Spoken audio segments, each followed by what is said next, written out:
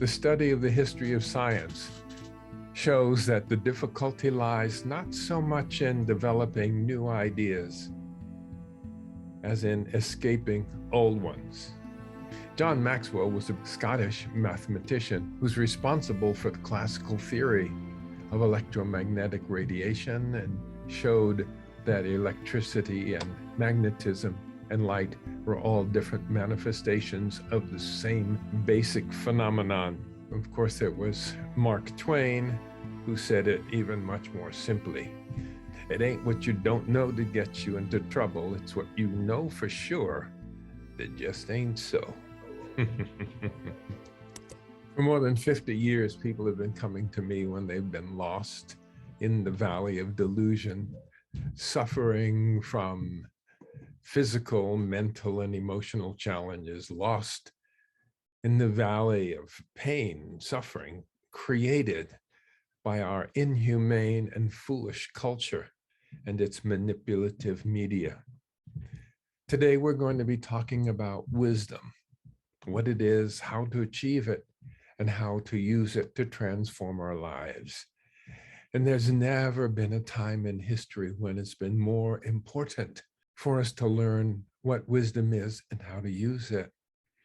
Today, we're going to explore some different directions.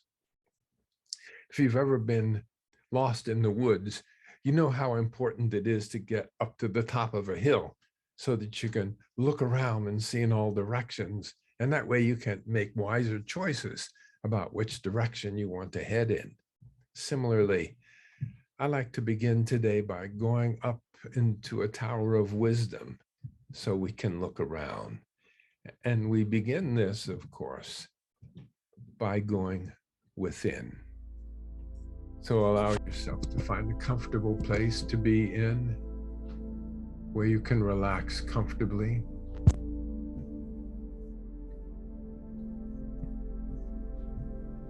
And be aware of the fact that there's no other place that you need to go right now. Ignore those drives and feelings and any emotions that come up, because there is no place that you have to go. It's okay for you to just simply be present in this moment and relax. And you know those thoughts and feelings that come along when you begin to relax like this. They come from a part of your mind that thinks there's an emergency and that something has to be done right now. But you know that's not true. Right now, you don't have to do anything whatsoever, and you can turn off your mind and quiet your body and be present in this moment. Good.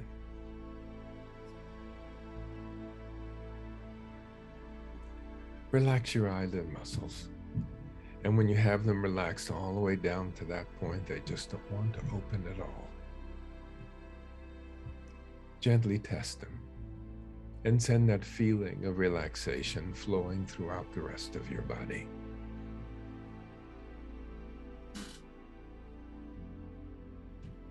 Ripples of relaxation flow out of your eyelids, relaxing your scalp, relaxing all the muscles in your face, your neck and shoulders relax, and your arms.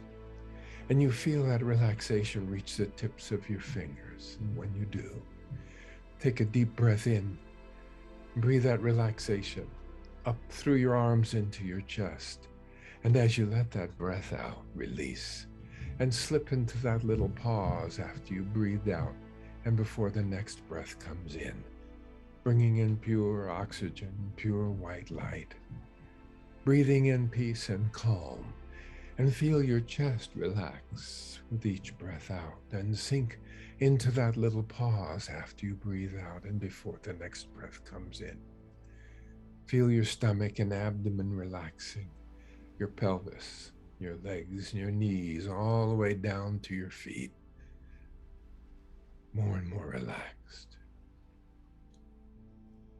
Aware of the fact there's nowhere else you need to go at this moment. There's nothing else that you have to do. And as your body continues to relax, peacefully relaxing, notice any unnecessary thoughts that come along. Put them on that mental blackboard, and as you test your eyelids, erase the unnecessary thought. That's it. Allow yourself to be in this moment, because this is the only moment that actually exists. The past is gone forever. No need to think about it. The future has never existed. Simply allow yourself to be right here and right now.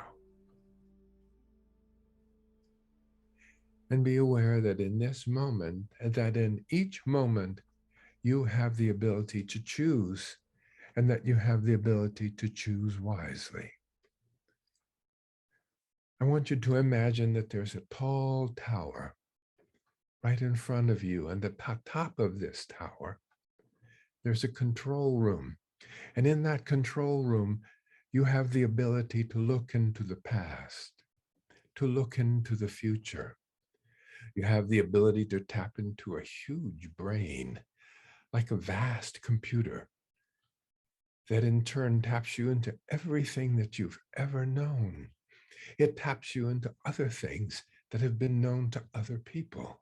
It taps you into your wisdom, into the universal source of wisdom, the spirit that moves through all things, and that there's an elevator at the base of this tower. I want you to go to that elevator now. The door's already open for you. Get onto the elevator.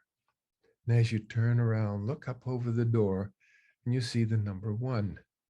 And as the door closes, you're going to see the numbers go from 1 to 10. And when it reaches 10, you'll be up inside of this little control room, your own special control room. Watch now as the door closes. And now you feel the elevator beginning to lift. 1. You see the numbers changing. 2, 3. And as the elevator goes up faster and faster, you feel yourself becoming lighter and lighter. 4.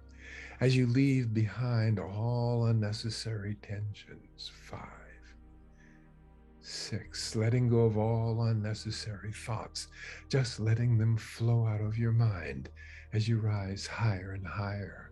7, 8, 9, and you feel the elevator slowing. 10, you feel it stop with a little jerk. And as the door opens and you step out, it's like you're high above everything in a special room designed perfectly for you. You can design it right now. What color do you want it to be? You want it surrounded by windows, maybe a few screens that you can look at if you want to look at the past or the future, or to tap into any knowledge or wisdom. You can zoom in on whatever you wish. Good.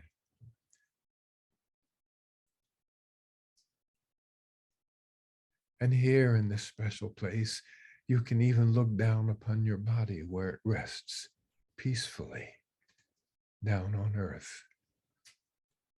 You can also look out and see the challenges around you, and you can see all the possibilities of choices. Just be comfortable in this room. Nothing to do now. Find yourself a comfortable place to sit or lie down and know this room. You can return to it anytime you wish, just by thinking about it, picturing it, riding up on your elevator as you count from 1 to 10. But for now, we're going to go down and explore a little bit more. So let yourself stand up, go back to your elevator, step onto it, turn around, watch the door close. 10, as it starts down. 9, 8, 7, peacefully sinking down. 6, 5, back into your peaceful body where it's resting comfortably. 4, 3, 2, 1, 0, as it slowly comes to a stop. And you return once again to your relaxed and comfortable body. Good.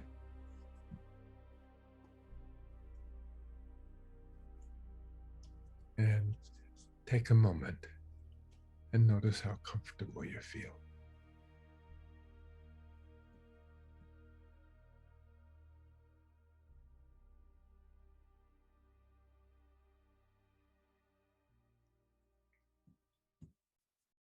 We'll come back to that tower shortly.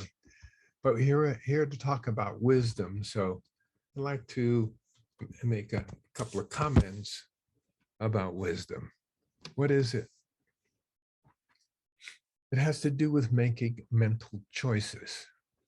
To choose wisely is to make the choice today that you will look back upon next week or next year and think to yourself, that was a wise choice. I'm glad I made it. In other words, to have the presence of mind and the power of imagination to create a mental representation of the desired future. And from that positive perspective, evaluate your present options and then choose wisely. We know about knowledge. What's the difference between knowledge and wisdom? Well, you get knowledge by learning more.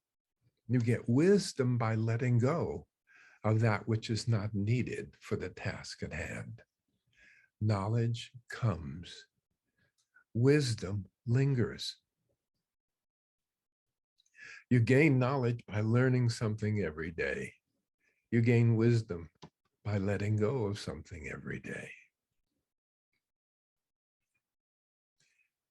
So in order for us to get perhaps even a better idea of what knowledge and wisdom, the difference, and especially of how to understand what knowledge is, let's take a look at the human nervous system. Starting from that basic reflex arc, that's just one afferent neuron and one efferent neuron, one to carry a message and the other to bring it back, to tap on the knee and it jerks. Simple. And then you have a small brain that connects several segments together. You need that for, let's say, a withdrawal reflex if you step on a tack. The next level of brain is your spinal cord. That's why you cut off the chicken's head, but it still runs around the yard because it has a brain. It's just a very primitive one. Now you come up to the reptilian brain, which is responsible for immune function, digestion, hunting, sex, blood pressure, things like that. None of this is available to your conscious mind. These are all brains that are below the level of the conscious mind. And at the top is the limbic system, the emotional brain. Nature developed this emotional brain to control the reptilian brain, and it controls the reptilian brain by emotion. So if you feel happy and joyful, then your body is put into shape to enjoy it. If you're feeling amorous, then the reptilian body responds by giving you an erection or the other phenomena that happen when you're sexually aroused. If you're angry, then your muscles tense up and your blood flows faster and so forth. So the limbic system is what creates the emotion. And this is where the monkey brain is. We call this the paleomammalian cortex because all mammals have this same part of the brain. But then at a high, and that's also an unconscious level of the brain, but at a higher level, we have now the neocortex of the brain. And the neocortex is the one that allows us to think and to visualize things and to call on just the vast stores of memory and knowledge that we have. There's a special part of that neocortex, which is called the prefrontal cortex. It's in the front of the brain, up above your eyes. That's what's called the brain's brain. And this is where system 2 thinking takes place, conscious thinking. And this is the part of us that's capable of wisdom. So we have all of these different parts of the nervous system, and they're all nestled within each other like Russian dolls. And they function well as a system. A system is a set of connected things or parts working together as part of a mechanism or an interconnecting network. The product of this working together is a complex whole that can produce far beyond what any single part could produce. And in our system, we have this conscious mind at the top. Underneath, there's the monkey mind, the limbic system, and below that are all those other lower systems, reptilian mind, and so forth. And there's a hierarchy, and every system has a hierarchy. There's a higher and a lower. And that as you go up in the hierarchy, there are abilities that emerge that are not present at the lower level of the hierarchy. And that's very, very important, because we want those parts of us with higher abilities making the major choices in our lives. You may know of those systems, subsystems of the brain as being the physical, the basic, the emotional, because the emotions contain and control the physical, the mental, which has the possibility and should be in charge of the emotional, and then the spiritual or philosophical system, which is a little more difficult to understand, but we'll touch on it today and at other times. And the point of this hierarchy is guidance and control must come from the upper levels down toward the lower levels. The lower levels, in turn, must send good, high-quality information up to the higher levels. You can think about it like an army. You have a general at the top, gives the orders, but he's got to get the right information from the private who's down there on the battlefield, passing it up. So our minds must work that same way. Our nervous systems, our brains must operate in that way. Unfortunately, that's not what happens. Sometimes we see a chocolate chip cookie, and the stomach and the tongue say, I want that chocolate chip cookie. And the brain says, well, you know, you're on a diet now. You can't have that chocolate chip cookie.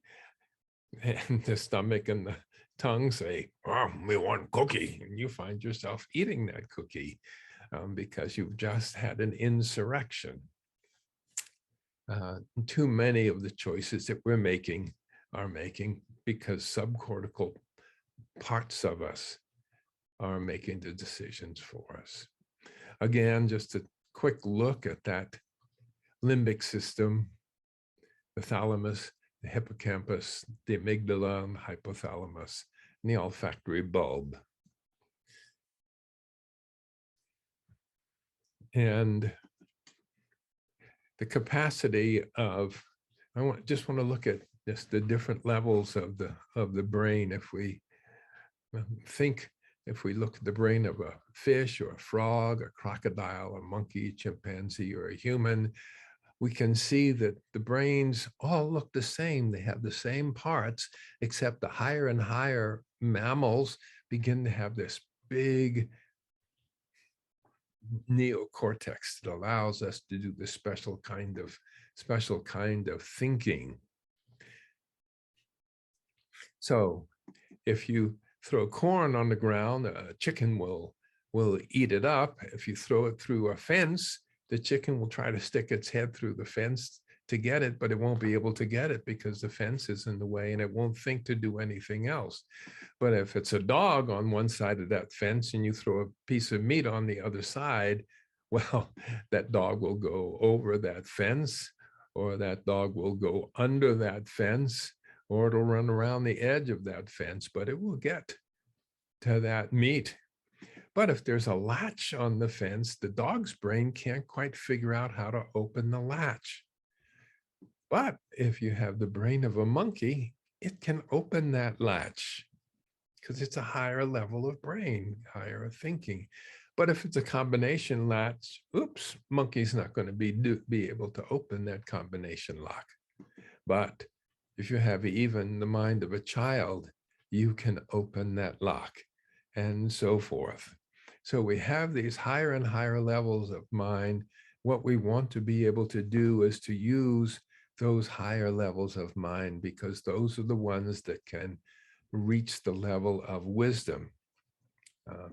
And far too many of us, unfortunately, have the brain of Homer Simpson, which is operates a little differently, because that little ADD monkey inside keeps changing things and keeps saying, look here, look there, look at this, check this out over here. It keeps distracting us. And so we end up being distracted far too often, not doing the things that we want to do. We get stuck. We all know about that, I'm sure. Sometimes I talk about what I call the tyranny of the monkey brain, because that's the part of us that distracts us from what we should be doing. And we know that the limbic system, which is the monkey brain, the thinking that emanates from it, tends to dominate the higher levels of our thinking to an unbelievable degree.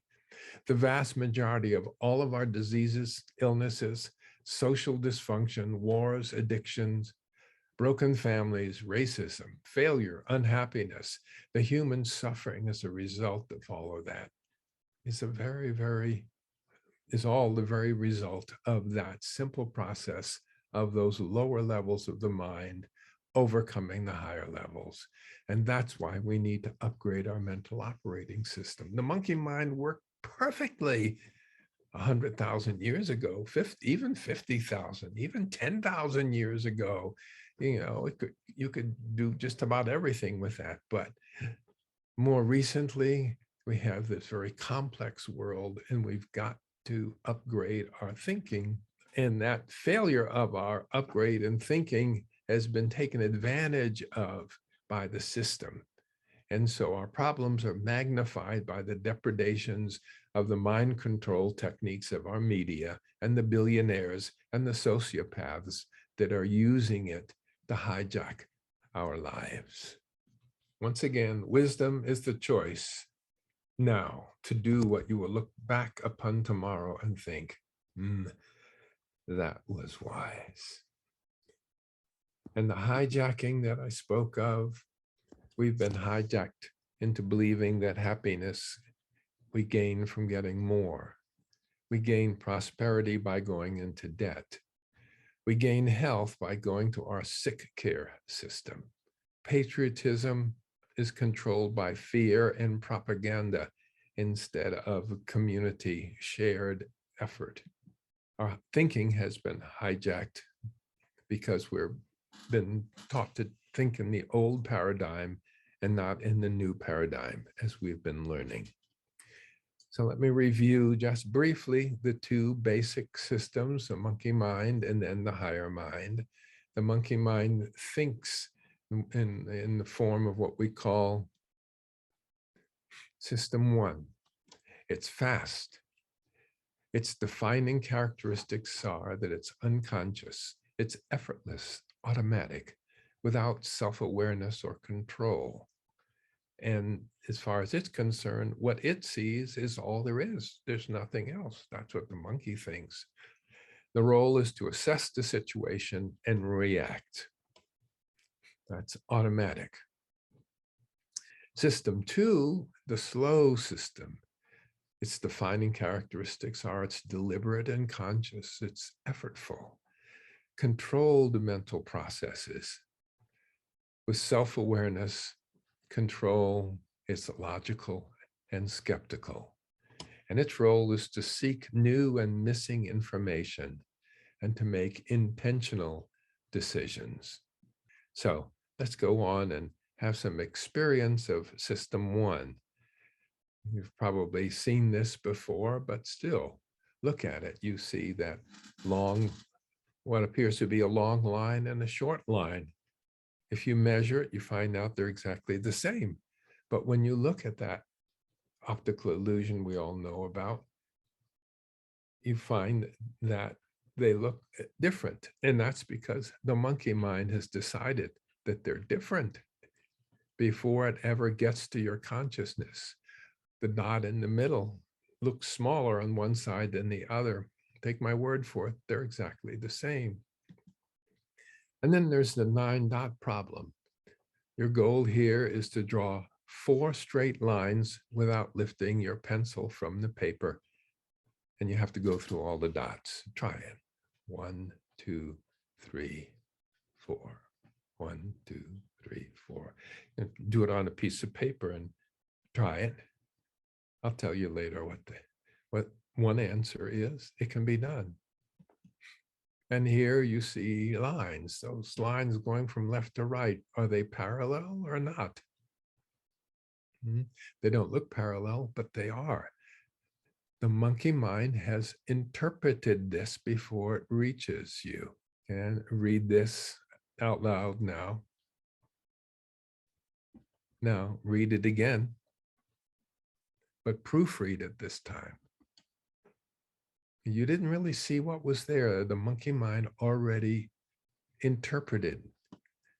And here you see 3 men who certainly are obviously not the same height, but in fact they are. Here I cut one loose and moved it up, and you can see they're all the same. Now we call them optical illusions, but what they really are, decisions that are made by the monkey mind before anything even gets to consciousness. Okay, now let's go back to the 9-dot problem. The solution, it's right there. Simple as you can be, right? Why didn't you see it? Because your unconscious mind put an invisible box around it, and you didn't think that you could go outside the box. So the master of hijacking your mind, the guy who started it all in a really big way, is named Edward Bernays, who was a nephew of Sigmund Freud. What's a standard breakfast we get in this country, right? Eggs and bacon. It used to not be that way. Nobody ate eggs and bacon. People would have, like a little bit of cereal, maybe a little fruit.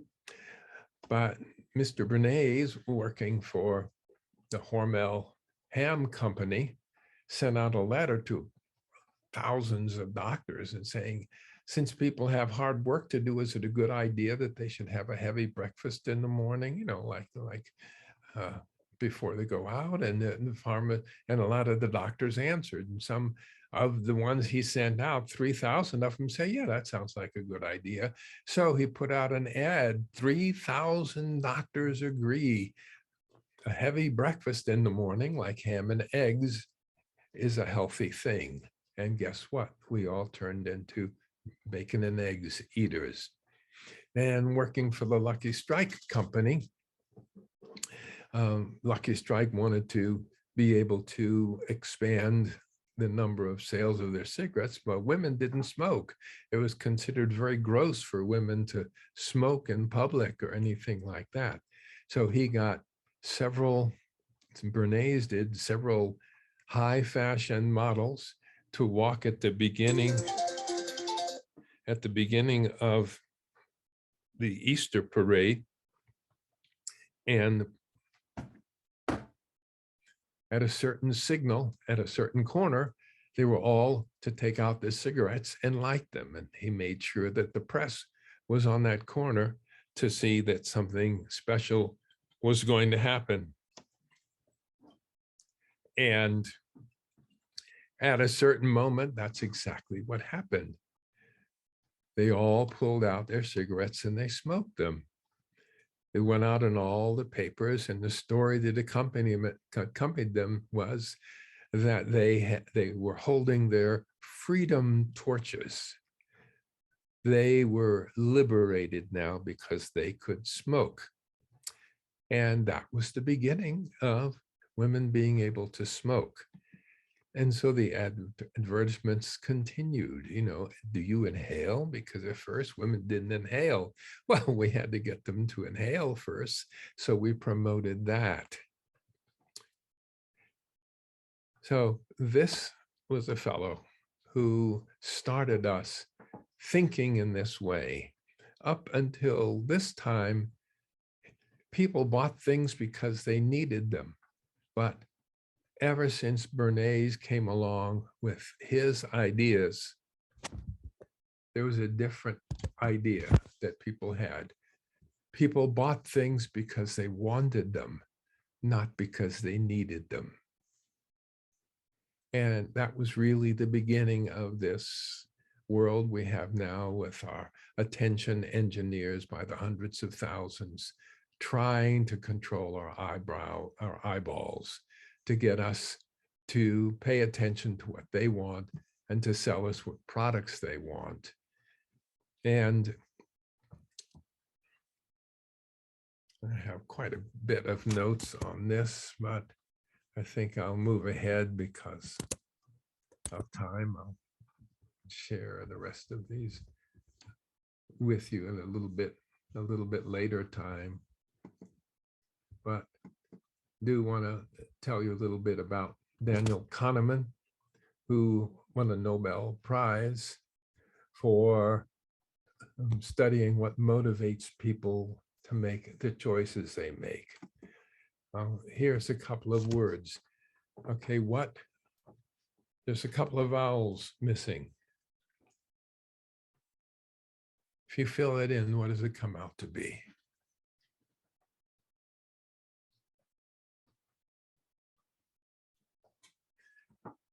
There are two main answers that people come up with: wash and soap, or wish and soup.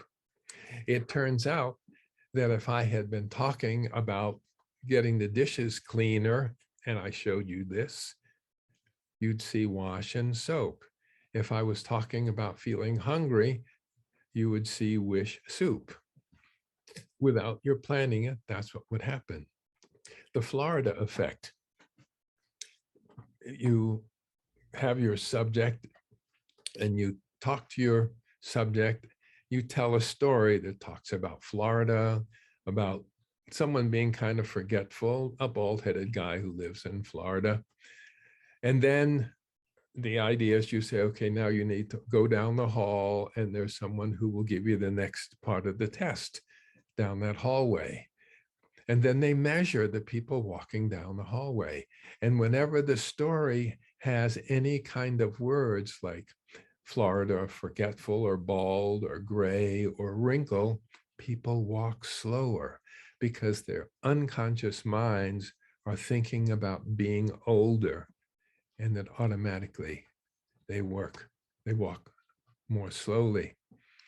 When people were shown various Far Side cartoons, some of them, they had them hold a pencil in their mouth. You know how it makes you sort of smile when you hold a pencil in their mouth? When people held the pencil in their mouth, they thought the cartoons were a good deal funnier than when they weren't holding a pencil in their mouth. In other words, when your unconscious mind feels your face smiling, it thinks things are funnier. It's one of the good reasons you should wear a smile, right? Let a smile be your umbrella. In another study, the experimenter comes into the room and it gives the subject a cup of coffee. He said, would you hold my coffee for me while I set my things on the desk? And 30 seconds later, he takes that cup of coffee back from them and then talks about whatever, who cares? This doesn't make any difference, because the real point of the test is on the way out, they interview the subject and they say, do you feel that the experimenter had a warm personality or a cool personality? And when people were given a hot cup of coffee, they thought he had a warm personality. When they were given a cup of iced coffee, they thought he had a cool personality. Yeah, it's the most amazing thing.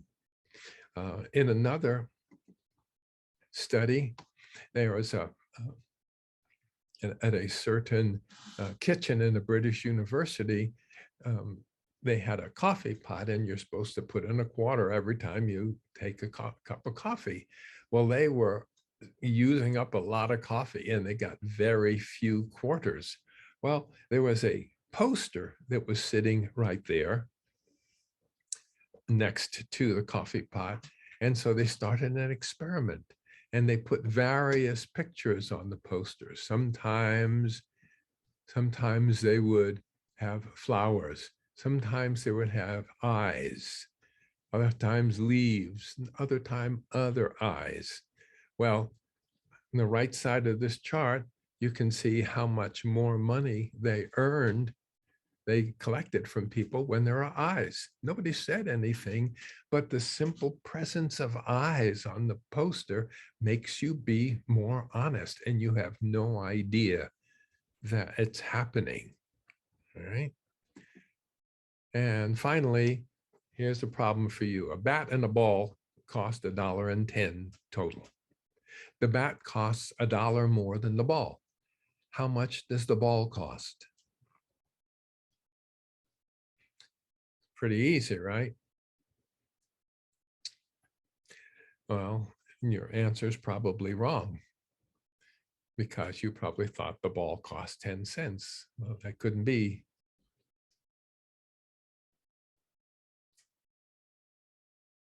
Because if the ball costs 10 cents and the bat costs $1 more, it costs $1.10. So that would make $1.20. So the ball has to cost 5 cents, and the bat costs $1.05, and they come up to $1.10. But just to show how the immediate thoughts that come along are often not the best ones, and not the best ones. When you use wisdom, you have to go beyond the automatic response to a higher level. You all know about Solomon's choice. 2 women each claimed ownership of a certain baby. And Solomon had to decide which was the real mother. And this is before the days of our being able to look at genetic profiles. And so he said, oh, it's very easy. We'll just chop the baby in half. And the woman over on the left says, okay, that sounds fine with me. And the other baby says, no, no, no, go ahead and give her to the other woman rather than cut it in half. And Solomon immediately knew who the real mother was, because the real mother would not have allowed the baby to be cut in half. And so we do have that kind of wisdom within. We can figure out things, and our goal is to be able to develop that wisdom. The samurai went to the wisest man of all of Japan and said, I want to know the answer to my question. No one's been able to answer it. What's the difference between heaven and hell? And the wise man started laughing and says, you, a samurai, somebody goes around killing people for money, you want to know the difference between heaven and hell? Laughs in his face, and the samurai gets furious, raises his sword and starts to kill the monk. And the old man stops laughing and says, that is hell. And the samurai gets it. And the wise man said, and that is heaven. It's right there. But how do you get to that wisdom? Gandhi said, the ally you must always seek is the part of your adversary that knows what is right. Think about it. In your arguments, in your disagreements, the ally you must always seek is the part of your adversary that knows what is right. In other words, there's goodness within every one of us. There's something good and loving and beautiful. We are both part of a sacred whole, and we can connect with each other at the level that knows this. The seeming problems that we have disappear. Those are some fragments of wisdom that I think give a sense of what we're talking about. Or my favorite one of the two girls who are fighting over the orange, and the father said, well, I'll cut it in half and you each have a half and you should be happy. And the mother comes along and says, well, what did you want the orange for? The first one says, I wanted the flesh of the orange to make a fruit salad. She asked the other what she wanted it for. She said, I wanted the rind of the orange to make marmalade. And so she carved it up differently. And so it's the ability to step back from a situation and to look at all of it and then make your wise choice. And you can do it, but you have to practice doing it.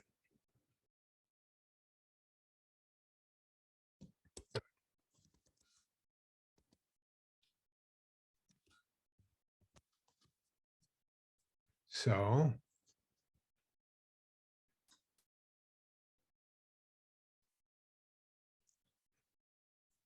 helping to make sure that the decisions that you make are wise ones. Step one, enter a deeply relaxed state. This quiets down the monkey mind, takes the monkey mind out of the situation because it's not wrestling with something or thinking there's an emergency or being addicted to something. The next step is to go to a place such as your control room, your happy place, a safe place, where you can look beyond the immediate situation and look far into the future and the past. Then mentally go through the imagery of each of the choices that are available to you now, play them out into the future and see what they're likely to lead to. Then choose the one most likely to bring about the future you most desire and visualize yourself achieving it. Create a step-by-step plan to accomplish this and put it into action. And now, let's do that using our tower that we started with a little while ago. Once again, find yourself a comfortable place to rest in. A place far away from anything that could ever disturb you is where you want to go. Sitting back comfortably. Be aware there is no other place you need to go at this moment. Take a deep breath in as you let it out. Let your eyelids close, sink down into that little pause after you breathe out and before the next breath comes in. Releasing and relaxing. Let every breath in breathe in peace. Let every breath out breathe out all discomfort and tension. Feel the ripples of relaxation flowing outward from your closed eyelids throughout your face, your scalp, your neck and shoulders and arms, all the way through your chest and your belly, through your pelvis, your thighs, knees, legs, and ankles and feet, all the way down to the tips of your toes. Allowing yourself to be aware of the fact that there's nothing else that needs to be done at this moment. There's nowhere else that you need to go. No problem that has to be solved. Anytime an unnecessary thought comes along with your next breath out, breathe that unnecessary thought out through your nostrils. Coming more and more into this present moment. Good. And now picture before you your tower. It can be any tower you like. It can be a metal tower, or a stone tower, a wooden tower, or a tower made of roses. But there's an elevator in the center.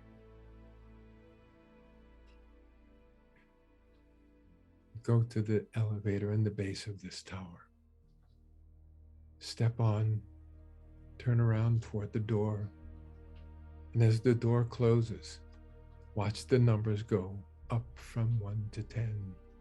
1, 2, feel the elevator lifting. 3, watch the numbers change. 4, as you feel yourself growing lighter and lighter. 5, leaving behind all unnecessary tensions.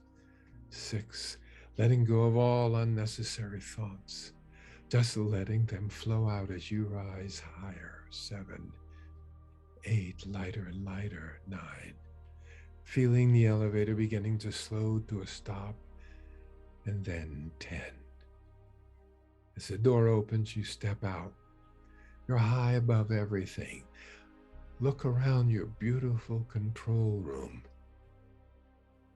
Find that comfortable place where you can sit. Realize you can look at the present. You can turn to your future machine and project yourself forward into the future. You can project yourself into the past. You can make the choices that you want to make. But right now, I want you to think about some choice that is available for you to look at in your future. It could be where you want to move, or where you want to work, or how you want to approach the next problem in your life, or how you want to design your daily schedule, the diet that you want to be on, or how you want to exercise. Or maybe there's someone you need to talk to repair a relationship. Think about it.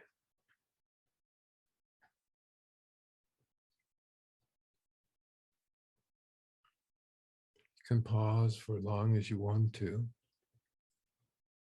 And now think about the different ways that you might handle it.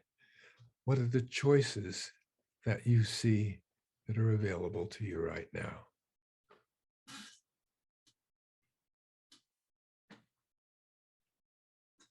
Now, one by one, trace those choices out into the future. How are things going to be next week if you make choice number 1? How's it going to be next month, or next year, or in 20 minutes, whatever you choose on the time frame? And then take your second choice. Visualize it. Visualize yourself making that choice, and notice how you're going to feel in the future. And feel it. One by one, you go through your choices. And generally, you'll notice there's one choice that stands out above all the others.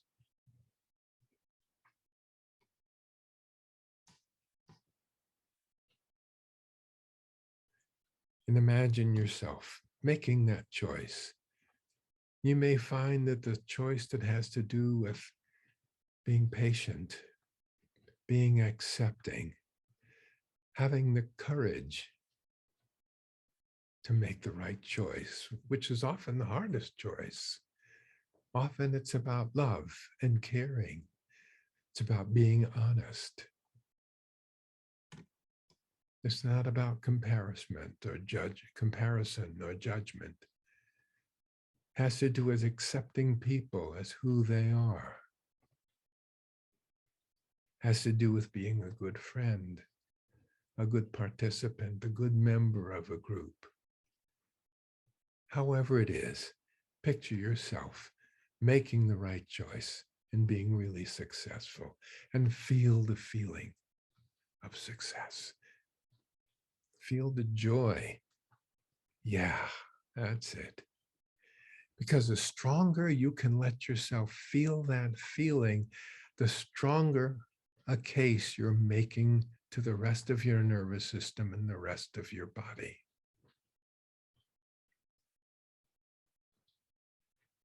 Good.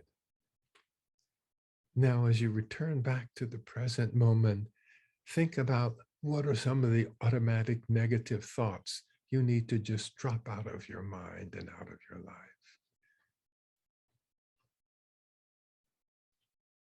What addictions do you want to drop?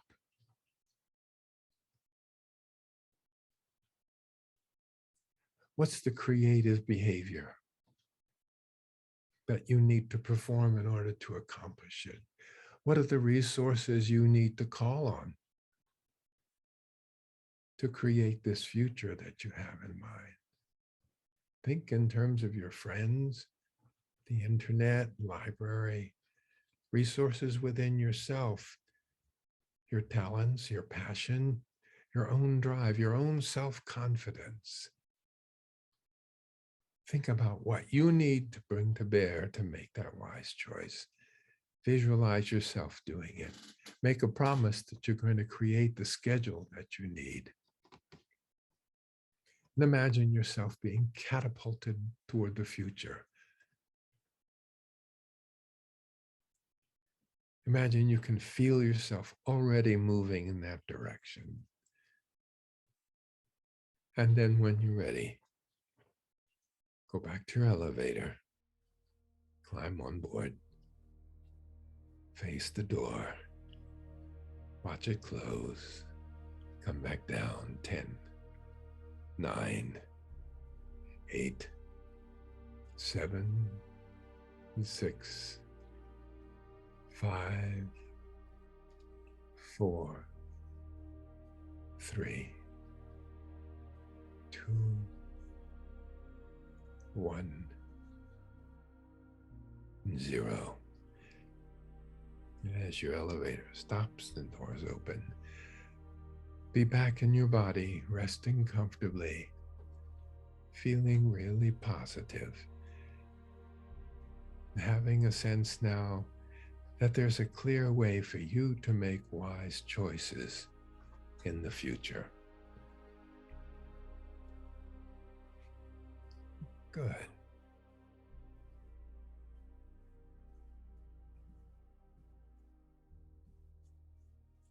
Remember, anytime you want it, find yourself back in your tower just by counting yourself up there.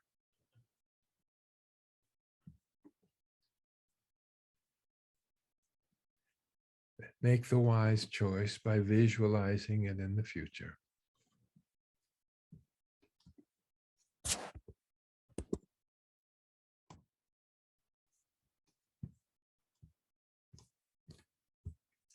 Picture yourself accomplishing it. Very simple and yet very, very powerful.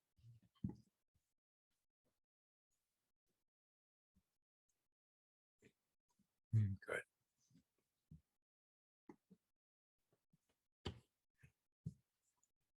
If you'd like to explore wisdom a little bit more, I suggest that you look at the product that I have created. It's called the Serenity Prayer. You can find it at drmiller.com, drmiller.com. We go much more into exactly what it means to have the serenity and the wisdom and the courage.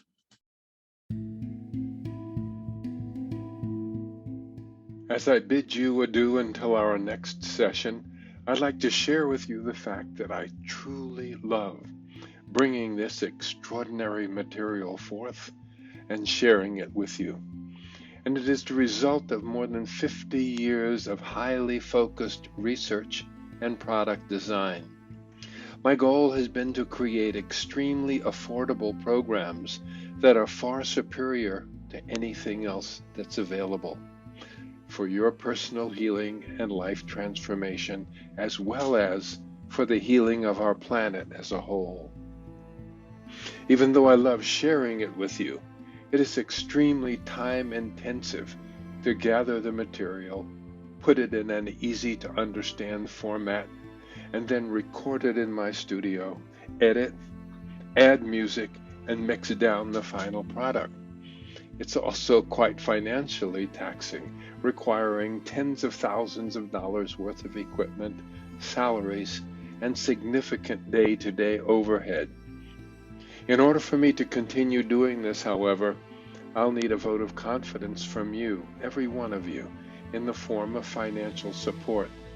I welcome any and all contributions in the form of donations. You can make those donations directly via PayPal, directing it to accounting@drmiller.com. Alternatively, you can go to my website, shop.drmiller.com/donate, shop.drmiller.com/donate, or simply mail a check to Dr. Miller, Post Office Box 803, Nevada City, California, 95959, and just write donation on the check so we'll know why we're receiving it. Products you will find at drmiller.com are available as instant downloads, CDs, books, and even some cassette tapes, all 100% guaranteed. Those that are directly related to the subject of today's webinar are Serenity Prayer, which consists of a collection of ancient wisdom from men and women whose teachings have been our guides, plus 2 guided imagery experiences in which we break down the concepts of serenity, courage, and especially wisdom. An excellent way to learn to be more wise in your thinking and your choosing.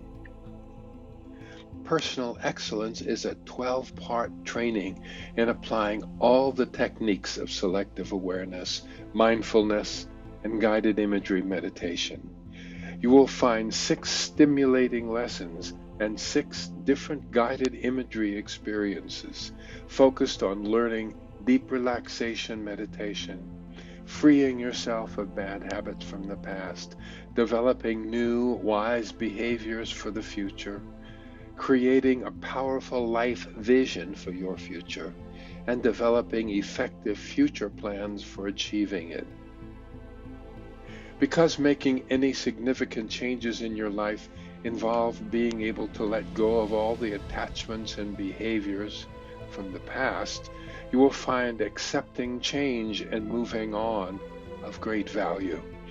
It features 2 guided imagery meditations applying the wisdom of the Tao Te Ching to empower you to set yourself free from the past. If you haven't already done so, it's probably time for you to read or listen to my book, Our Culture on the Couch, 7 Steps for Global Healing. It is an effective guide for you to let go of all the old paradigm thinking and to embrace the new paradigm. This is the most recent book I've written, and it reveals the source of the negativity and conflict that is building up and destroying us as individuals, and also threatening to destroy our planet right before our eyes. As a special treat, it is my voice that performs the audio version. You'll also find the love meditation and I Am Awakening Self-Acceptance to be quite useful. And remember, a portion of all product sales goes to support these webinars, so give us a hand. It's been a pleasure to be with you here today. Please take care of yourself. Until we meet again, namaste.